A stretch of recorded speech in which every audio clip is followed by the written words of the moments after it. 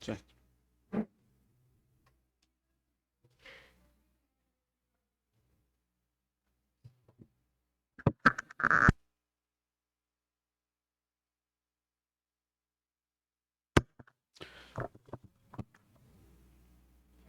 Meus irmãos, quero saudar a todos com a graça e a paz do nosso Senhor Jesus Cristo.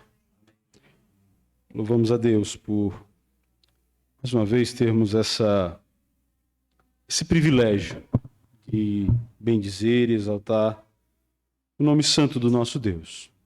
Eu quero convidar você a ficar em pé, para a gente ler a palavra do Senhor na Epístola de Paulo aos Colossenses. E eu quero ler com os meus irmãos os versos de 13 a 23.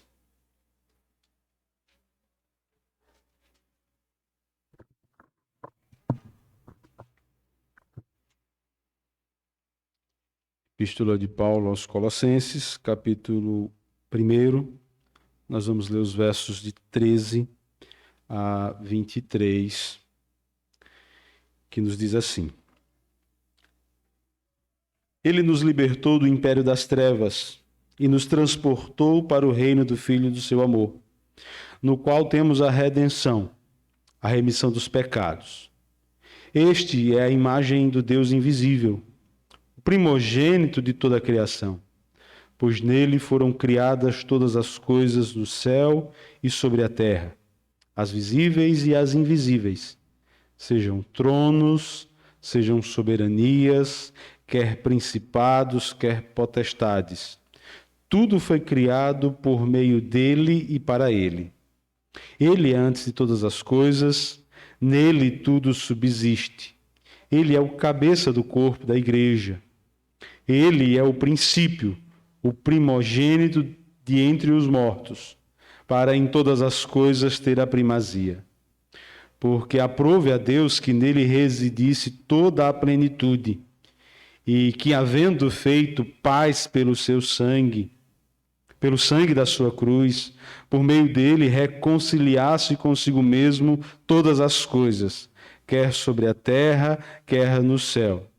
E a vós outros também, que outrora erais estranhos e inimigos no entendimento pelas vossas obras malignas, agora, porém, vos reconciliou no corpo da sua carne, mediante a sua morte, para apresentar-vos perante ele santo, inculpáveis e irrepreensíveis, se é que permaneceis na fé, alicerçados e firmes, não vos deixando afastar da esperança do evangelho que ouviste e que foi pregado a toda a criatura debaixo do céu, e do qual eu, Paulo, me tornei ministro. Vamos orar, meus irmãos? Santo Deus e Pai querido, te damos graças, Senhor, por estarmos nesta casa de oração, por estarmos aqui, Senhor, no dia do Senhor, atendendo, meu Deus, a tua santa convocação. É um privilégio, Senhor, poder cantar louvores a ti e bendizer o Senhor diante do teu povo. Abençoa, Senhor, cada um de nós. E Deus, neste momento, fala conosco por intermédio da tua santa palavra. Nós somos necessitados, meu Deus, da tua instrução.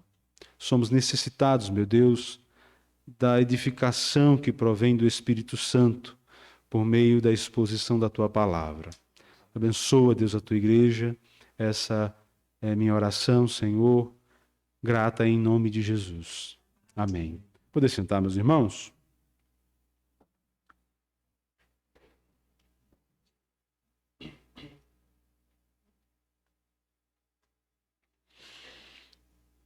Meus irmãos, esses dias eu tive uma conversa com uma pessoa lá em Água Preta e eu confesso aos irmãos que eu saí dessa conversa abalado, assim, bastante chocado, para dizer o mínimo. Uma irmã de uma grande igreja, de uma grande denominação no Brasil, Ela havia sofrido um aborto há um tempo atrás, e nessa conversa ela levantou uma hipótese para explicar os motivos que a levaram a ter esse aborto. Basicamente, ela disse que lá no céu, as almas, né, pré-existentes, pré-encarnadas, sei lá como a gente pode definir isso, elas estão com Deus e em determinado momento Deus escolhe uma alminha daquelas e diz assim, você vai nascer e você vai ser filho de fulano. Seu pai e sua mãe serão aquelas pessoas ali. E essa irmã, com essa ideia, que não é nova, mas que é chocante,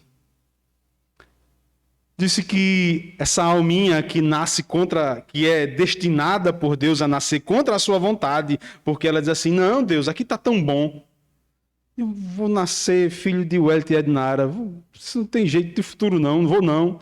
E Deus diz assim, você vai, e essa alma, então, é gerada no ventre materno, mas que por não ter desejo de nascer, em um determinado momento da gravidez ou até no parto, ela morre, desiste da vida e volta para Deus, porque lá era o local primeiro dela, era o local dela. Meus irmãos, eu passei acho que umas 2 horas ou mais conversando com essa pessoa e com um grupo de pessoas, inclusive uma outra pessoa que não era cristã e que tende a uma fé, a uma crença espiritualista. E essa pessoa achou ótimo que um cristão tivesse uma ideia dessa, né? Foi o que ela queria. E ela disse, não, mas é assim mesmo, porque eu tenho uma amiga que teve um filho que nasceu assim morto, e essa criança, ela não estagnou.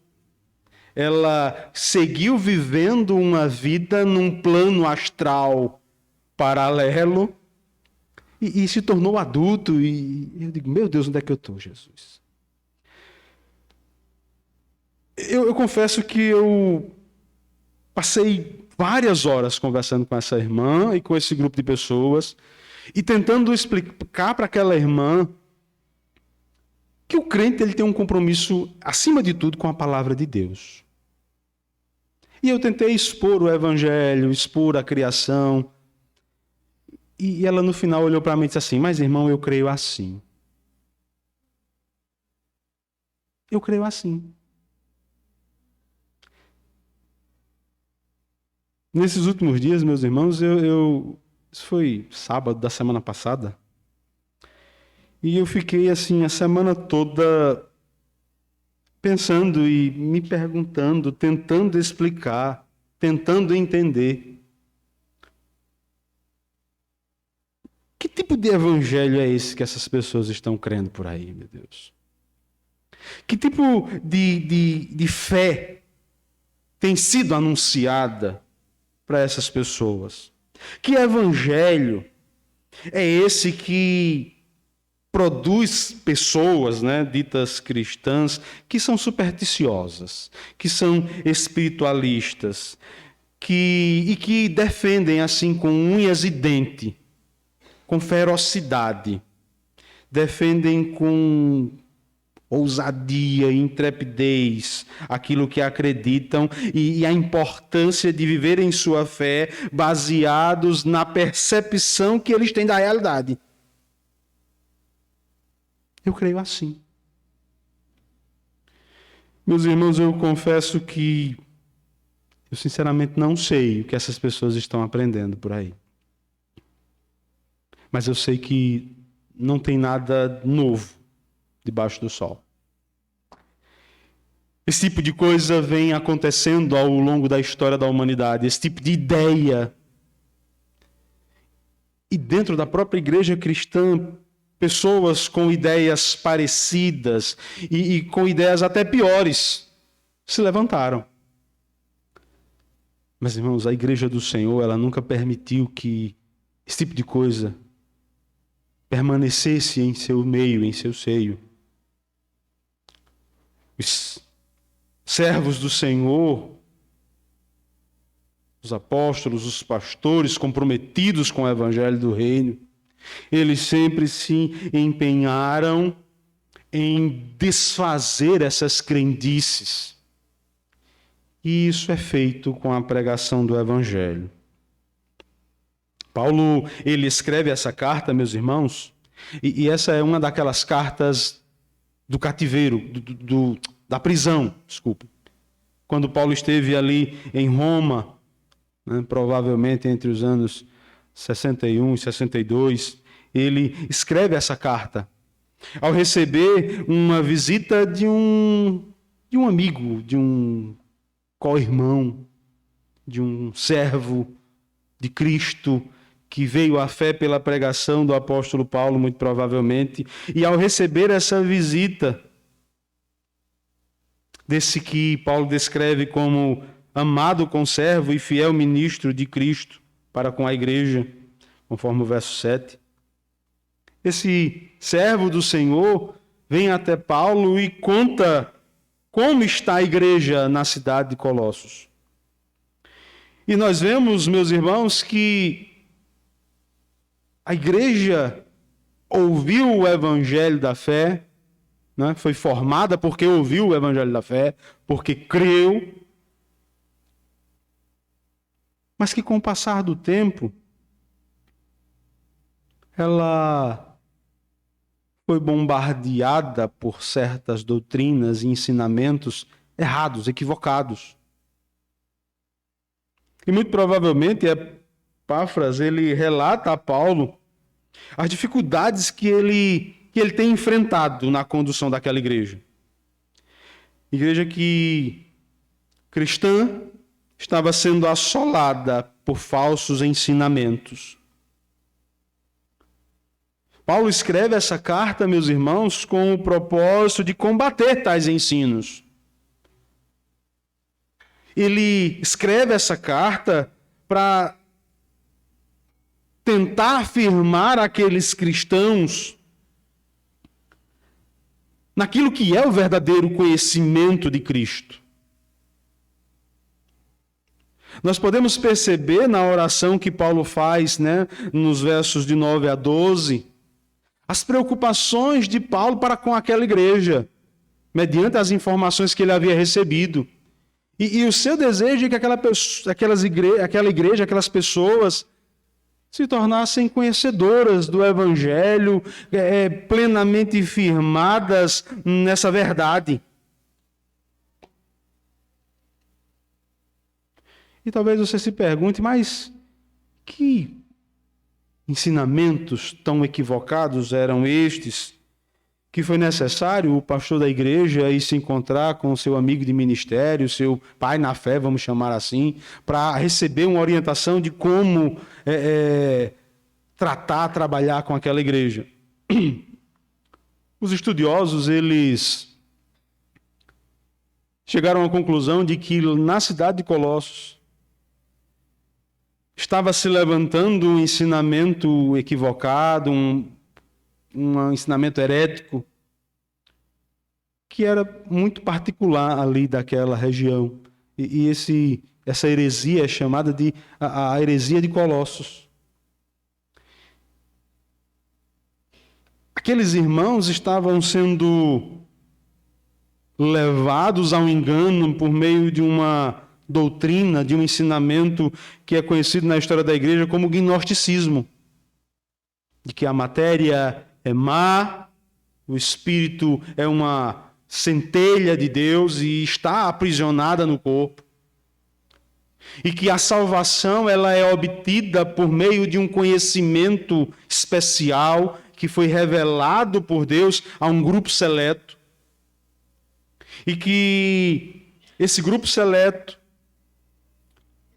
ao conhecer essa mensagem especial, essa gnose, esse conhecimento especial, seria capaz de libertar-se dessa prisão da alma e ascender aos céus. Essa igreja também estava sendo assolada pelo legalismo judaico,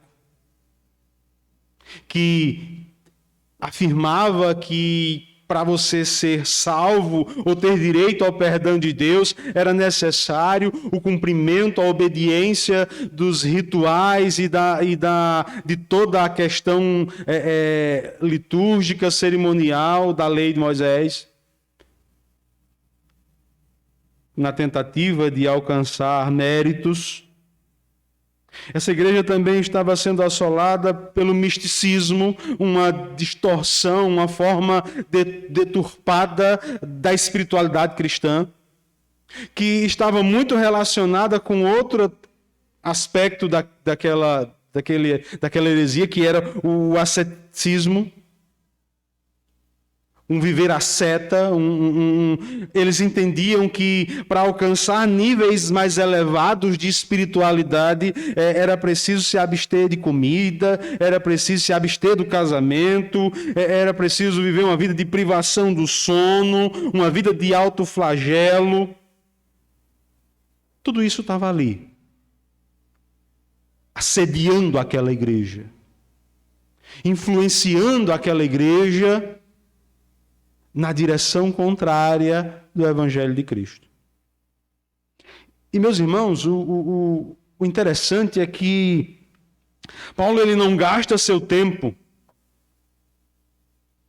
falando dessas coisas assim, expondo esses erros, expondo esses problemas. Nós entendemos, os estudiosos, na verdade, entendem que esses problemas existiam, fazendo uma leitura das entrelinhas, vamos dizer assim. Pela solução que Paulo apresenta, pela exortação de Paulo, entende-se qual era o problema. Mas Paulo não gasta tempo esmiuçando esses problemas.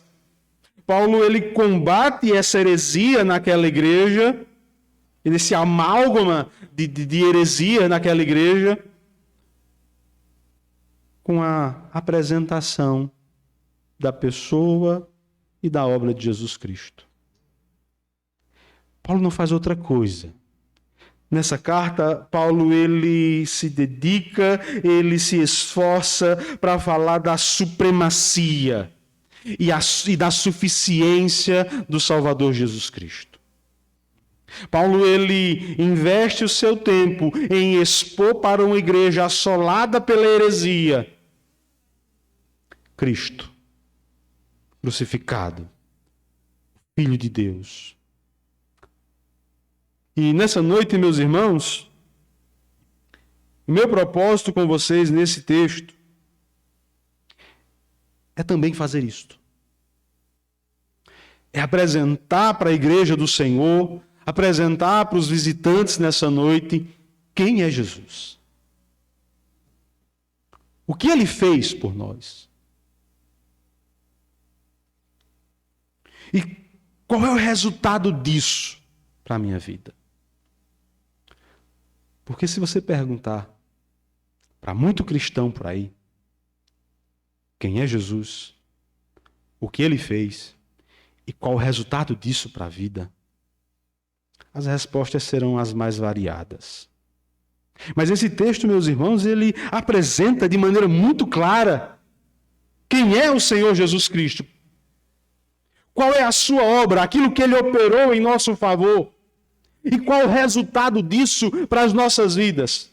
E nessa noite, meus irmãos, o meu propósito é que nós saiamos daqui com uma fé mais firmada no Evangelho de Deus, na palavra de Deus, na pessoa bendita de Jesus Cristo, confiando que aquilo que ele fez por nós tem eficácia para transformar as nossas vidas.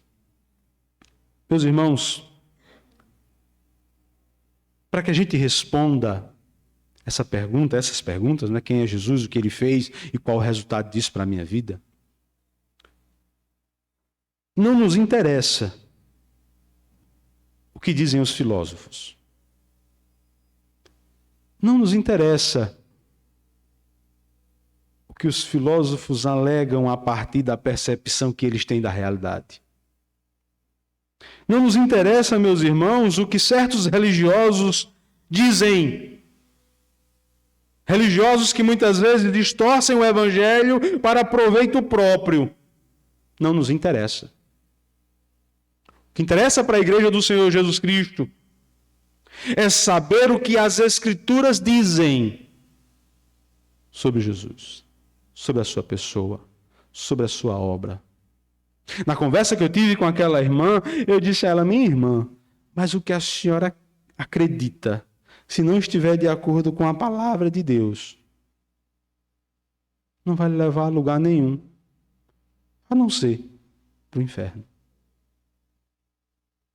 Nós precisamos, meus irmãos, seguindo o conselho do apóstolo Paulo, crer em Jesus Cristo conforme as Escrituras. Nós precisamos conhecer o Deus que se revelou nas Escrituras. Nós precisamos, meus irmãos, romper com paixões antigas. Às vezes a gente chega na igreja e há um tempo atrás a gente cria em certas coisas e aquilo era bom e aquilo trazia alguma satisfação, mas quando nós chegamos na igreja do Senhor e somos confrontados com a palavra de Deus, nós precisamos tomar uma decisão. Ou eu me mantenho fiel às Escrituras e à palavra do Senhor, ou eu me mantenho fiel a essas paixões antigas, a essas distorções. Nós só temos duas opções diante da palavra de Deus. Ou nós nos dobramos a ela, ou nós nos submetemos a essa palavra, a essa revelação, ou nos revoltamos contra ela e vivemos e continuamos a vida em rebeldia contra Deus. Minha oração nessa noite é que nós saiamos daqui reverentemente submissos a essa palavra. Louvado seja Deus. Primeira coisa, meus irmãos, que eu quero destacar nesse texto que nós lemos nessa noite, né, e aí eu vou mudar um pouco a ordem dos versículos, mas só para que fique mais didático, eu quero falar sobre quem é Jesus. Eu quero apresentar no texto as informações que Paulo apresenta para aquela igreja, para que ela saiba quem é Jesus. A primeira coisa que Paulo diz sobre Jesus é que ele é a imagem do Deus invisível. Você pode ver aí no verso 15, a parte A. Meus irmãos, o Deus que é invisível, ele tornou-se visível a nós por meio da pessoa bendita de Jesus Cristo. E é interessante, meus irmãos, nós olharmos para aquela cultura. Alguns estudiosos eles vão afirmar que quando um imperador ele conquistava um determinado território, ele tratava de construir no centro daquele território ou numa região importante daquele território uma imagem de si, um monumento a si mesmo, para que tanto os habitantes como aqueles que passassem por ali identificassem aquele território como sendo de posse daquele determinado indivíduo. Nesse sentido, a imagem do imperador num determinado local fala da autoridade que ele tem, do domínio que ele tem sobre aquele território. E, meus irmãos, Deus nos criou como imagem e semelhança dele. Lá no Éden, nós recebemos, em Adão, a missão de povoar a terra, sujeitar os animais, exercer domínio sobre todas as coisas. Há quem diga que ali no Éden, Deus estabelece em Adão uma representação. Nós sabemos, meus irmãos, que a queda, ela deturpou essa imagem. Nós pegamos, em Adão esse domínio, essa autoridade, essa representação de Deus, essa representatividade, e jogamos fora, para dizer o mínimo. E Paulo está dizendo, no verso 15, que Jesus é a imagem do Deus invisível. Paulo está falando de que agora em Jesus, esse governo, essa autoridade, essa representação, ela é reestabelecida. Não mais por meio de uma criatura, como nós vamos ver mais adiante, mas por meio do próprio Deus. Se anteriormente, meus irmãos, nós olhávamos para a criação, não é sobre um olhar de queda e de corrupção. Agora nós olhamos e vemos que Deus veio até nós em seu Filho, o representante máximo de si. E nós devemos reconhecer nele essa autoridade, esse governo, esse senhorio. O Deus invisível, que homem nenhum jamais viu e nem pode ver, se tornou visível em Jesus Cristo. Se deu a conhecer em Jesus Cristo. Quando os discípulos começaram a perguntar a Jesus, Jesus, mostra-nos o Pai. Ele olhou e disse, eu estou há tanto tempo convosco. Como vocês dizem, mostra-nos o Pai. Quem me vê a mim, vê o Pai. Jesus, meus irmãos, ele é a revelação máxima do nosso Deus. E nós precisamos conhecê-lo como ele é.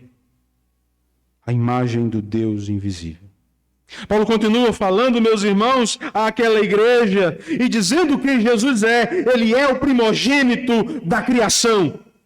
E essa expressão primogênito, meus irmãos, nós precisamos ter um certo cuidado para não entendermos que Paulo está dizendo que Jesus é o primeiro ser criado. Algumas seitas, alguns segmentos equivocados da cristandade, e aí só por isso não poderia nem ser chamado de cristandade, mas seguem-se, se denominando assim, alegam que Jesus é o primeiro ser criado. Ele é sublime, ele é mais excelente, porque Deus o criou de uma maneira especial, mas ele é uma criatura.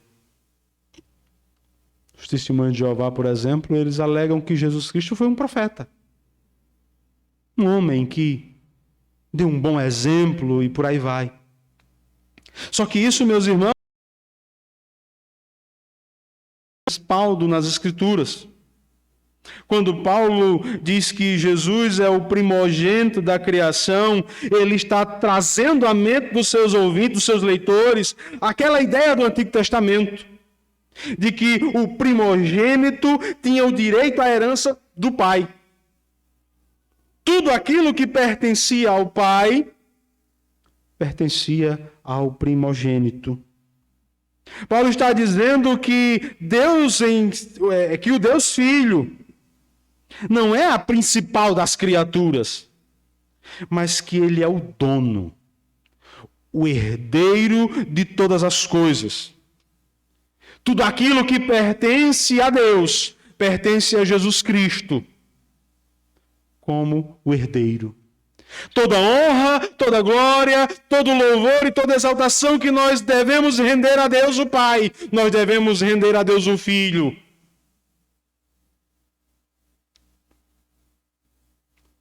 Paulo também diz que Jesus não é só o primogênito da criação, como ele é também o criador de tudo e de todos, no verso 16 ao verso 17.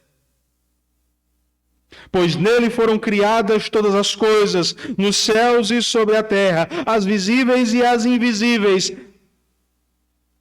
sejam tronos, sejam soberanias, quer principados, quer potestades.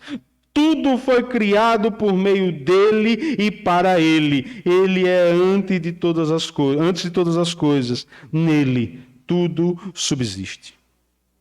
Meus irmãos, o Jesus a quem nós servimos, em quem a igreja confia, a quem a igreja está submetida, Não é uma mera criatura. Pelo contrário, ele é o Criador de todas as coisas. Nós somos informados aqui, meus irmãos, que ele não só é o Criador, mas ele é o mantenedor. Todas as coisas subsistem em Cristo.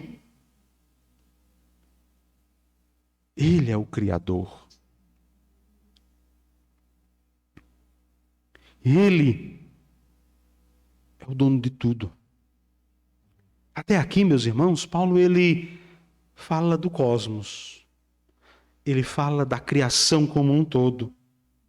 A partir de agora, Paulo ele começa a falar no verso 18 sobre quem é Jesus para a igreja, para o seu povo. Ele é o Senhor da igreja. Paulo diz no verso 18, ele é o cabeça do corpo da igreja. Ele é o princípio, o primogênito dentre os mortos, para em todas as coisas ter a primazia. O conceito, meus irmãos, de cabeça traz a ideia de autoridade. Não é? Em várias passagens, o apóstolo Paulo fala de Cristo como cabeça, tratando da autoridade de Cristo sobre o corpo que é a igreja. Mas também, meus irmãos, nós precisamos entender e pensar que Paulo está falando de união. Assim como a cabeça está unida ao corpo, Cristo está unido à sua igreja, ao seu povo. Existe uma relação de dependência. Assim como do corpo para com a cabeça, da igreja para com o seu Senhor. Jesus Cristo é o Senhor da igreja. Ele é a cabeça do corpo. Ele é o primogênito dentre os mortos. E aqui, meus irmãos, nós precisamos saber que essa igreja, esse corpo, é composto por todos aqueles que, pela fé, um dia ressuscitarão a exemplo de Cristo. Assim como ele ressuscitou, nós temos a esperança, e a esperança certa. Não é uma esperança no sentido de quem sabe vai acontecer, mas é uma certeza de que nós também com ele ressuscitaremos e estaremos por toda a eternidade. Paulo está falando do que Cristo representa para a igreja, representa autoridade sobre a igreja, representa união sobre a igreja e representa a ressurreição dos mortos. Paulo também apresenta Jesus Cristo, meus irmãos, como sendo verdadeiro Deus. Como se já não bastasse, né? O Criador de todas as coisas, primogênito da criação, primogênito dentre os mortos. Mas Paulo ainda faz questão de apresentar Jesus Cristo como sendo o verdadeiro Deus. Verso 19. Porque aprove a Deus que nele residisse toda a plenitude. As versões mais antigas, acho que a corrigida, traz um acréscimozinho aí, toda a plenitude da divindade. Em Cristo habita corporalmente toda a plenitude da divindade. Acho que esse é o texto da versão corrigida. Essa palavra plenitude que Paulo usa aqui é importante dentro do contexto daquelas heresias que estavam circundando ali e se intrometendo dentro da igreja, porque os gnósticos, eles alegavam existir entre os homens e o divino um espaço que era chamado de pleroma, plenitude, que é traduzido como plenitude. Pleroma, onde habitam os anjos, os seres espirituais, e esses seres espirituais, eles são responsáveis por sondar a mente da divindade e fazer esse intermédio entre Deus e os homens. E é interessante, meus irmãos, pensar sobre isso, porque quando Paulo diz ele, porque aprove a Deus que nele residisse toda a pleroma, toda a plenitude. Nós podemos entender, meus irmãos, que Paulo está falando de Jesus como esse que nos leva a Deus. Como esse que não é um Deus inferior, mas é o próprio Deus. A plenitude da divindade está posta em Jesus Cristo. Tudo aquilo que Deus é está em Jesus Cristo. Louvado seja Deus. Mas Paulo não para por aqui, meus irmãos. Paulo fala de Cristo como Deus e mediador entre Deus e os homens. E para isso, Paulo apresenta Jesus Cristo como verdadeiro homem. Verso 20. E que, havendo feito a paz pelo sangue da sua cruz, por meio dele reconciliasse consigo mesmo todas as coisas, quer sobre a terra, quer nos céus.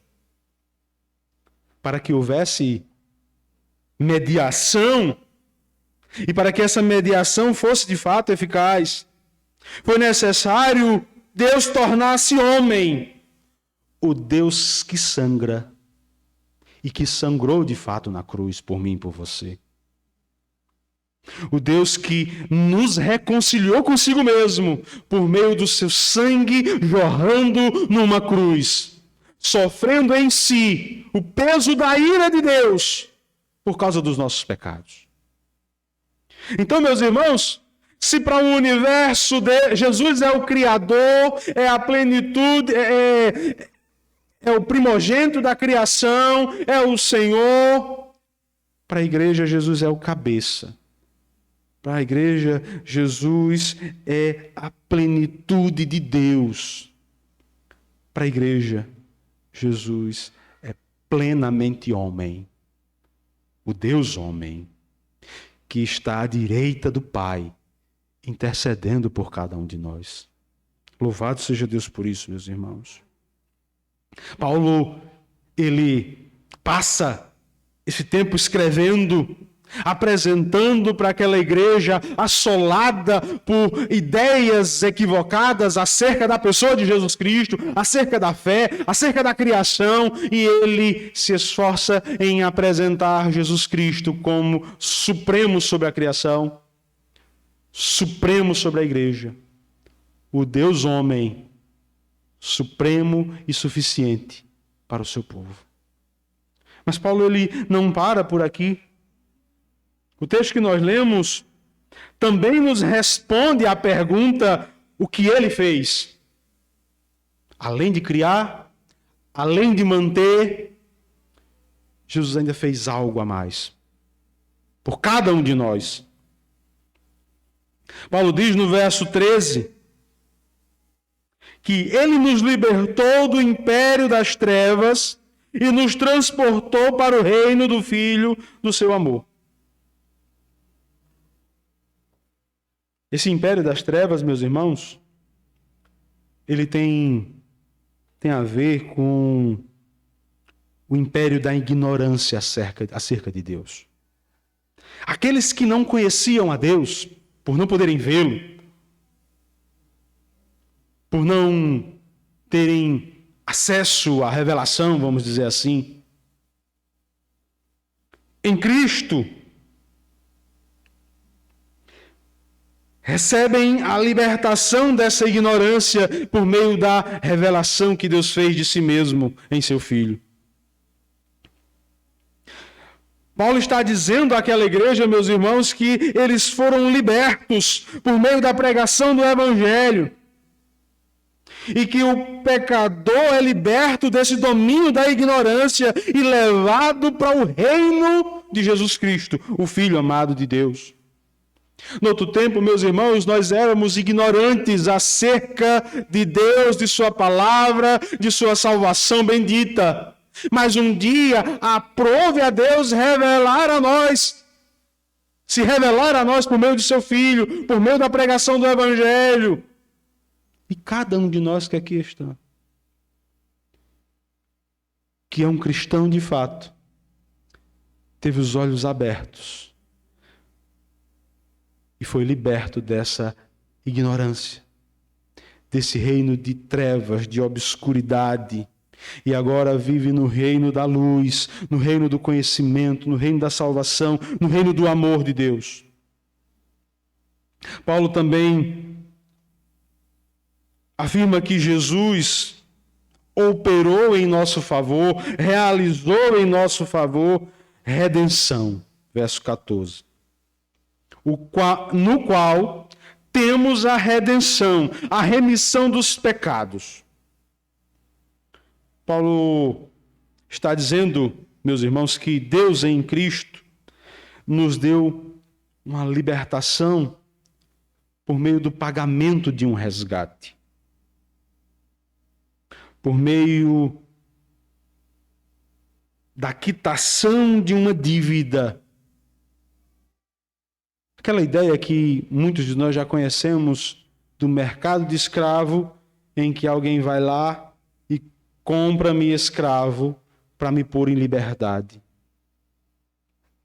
Paulo, ele expande esse argumento no capítulo 2, a partir do verso 13, quando ele diz assim: E a vós outros que estáveis mortos pelas vossas transgressões, pela incircuncisão da vossa carne, vos deu vida juntamente com ele, perdoando todos os nossos delitos, cancelando o escrito de dívida que era contra nós e que constava de ordenanças, o qual era prejudicial.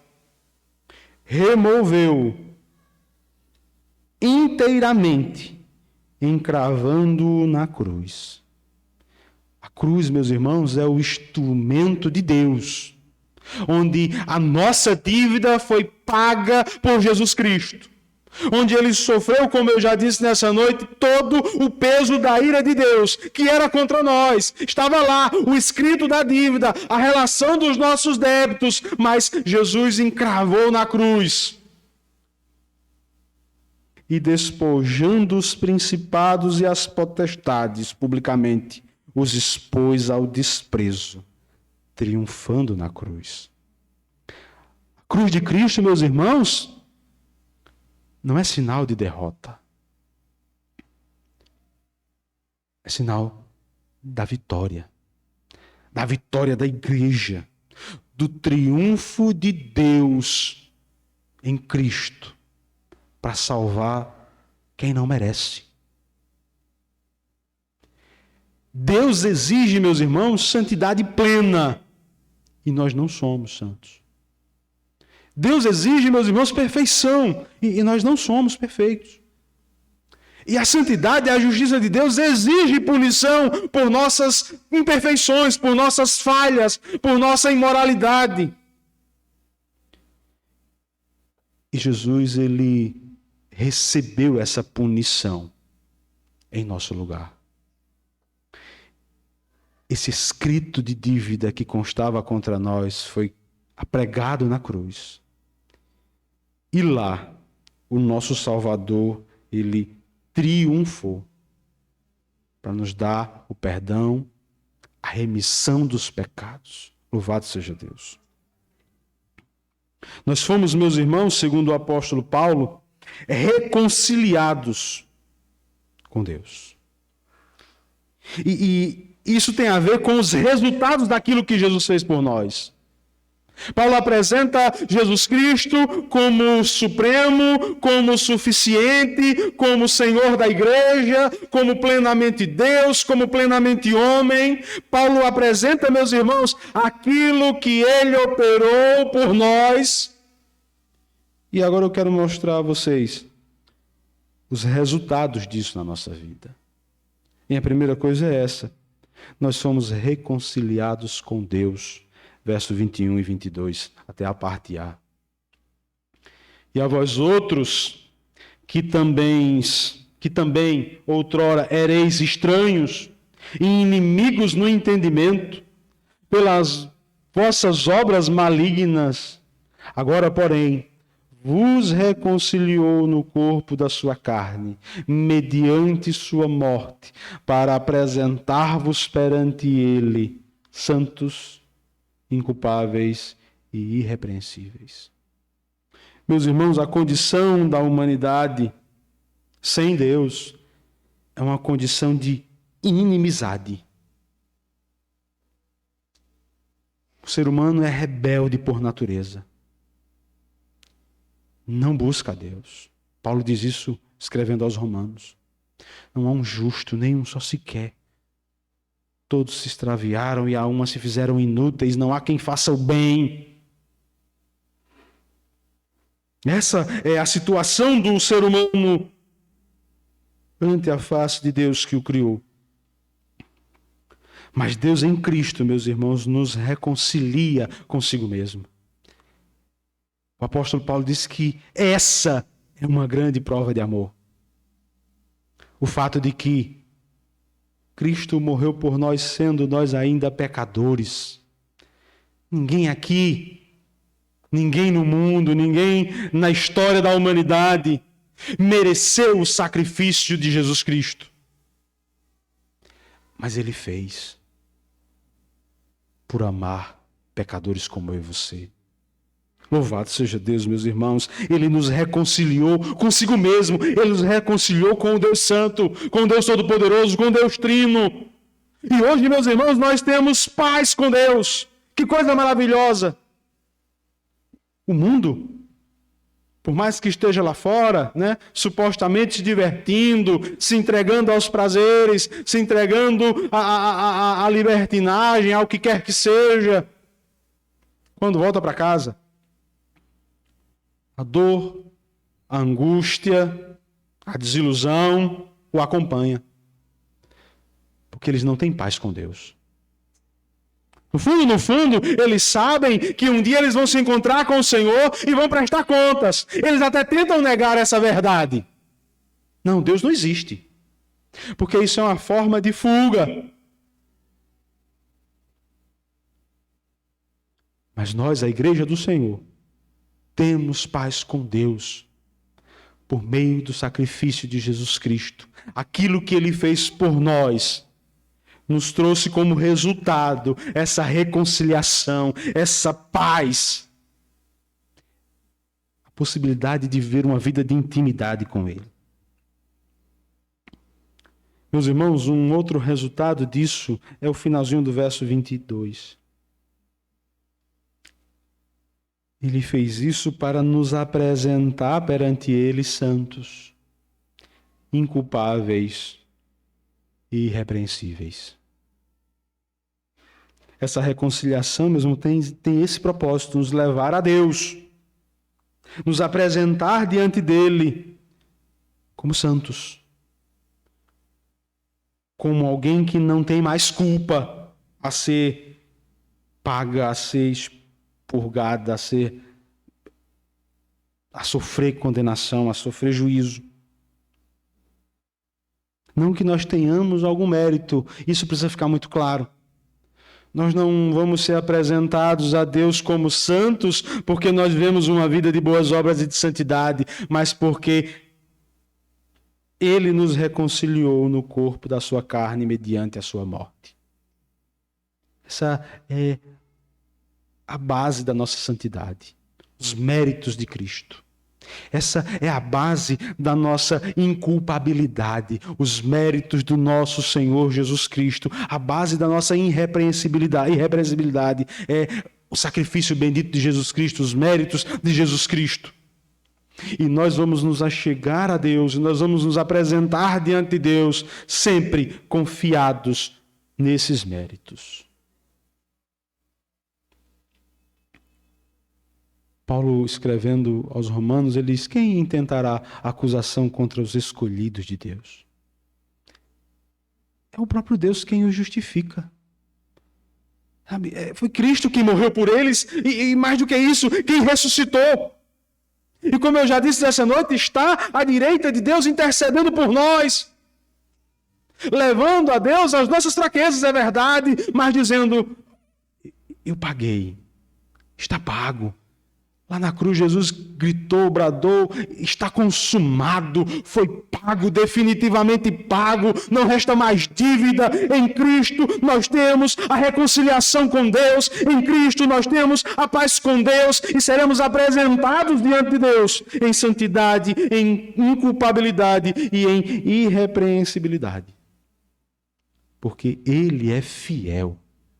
Louvado seja Deus. Meus irmãos, Paulo, ele encerra essa pequena passagem que nós lemos nessa noite com uma advertência muito séria. Ele diz no verso 23 que tudo isso que ele vem falando, e especialmente o versículo anterior, né, essa apresentação a Deus que de nós como sendo santos, inculpáveis e irrepreensíveis,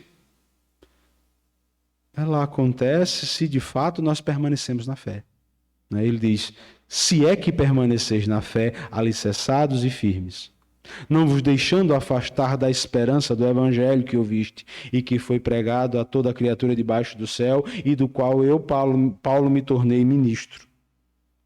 E mais uma vez, meus irmãos, nós precisamos ter cuidado, porque ao contrário do que alguns possam argumentar, né, no sentido de dizer que a salvação ela precisa ser sustentada por nossa fidelidade,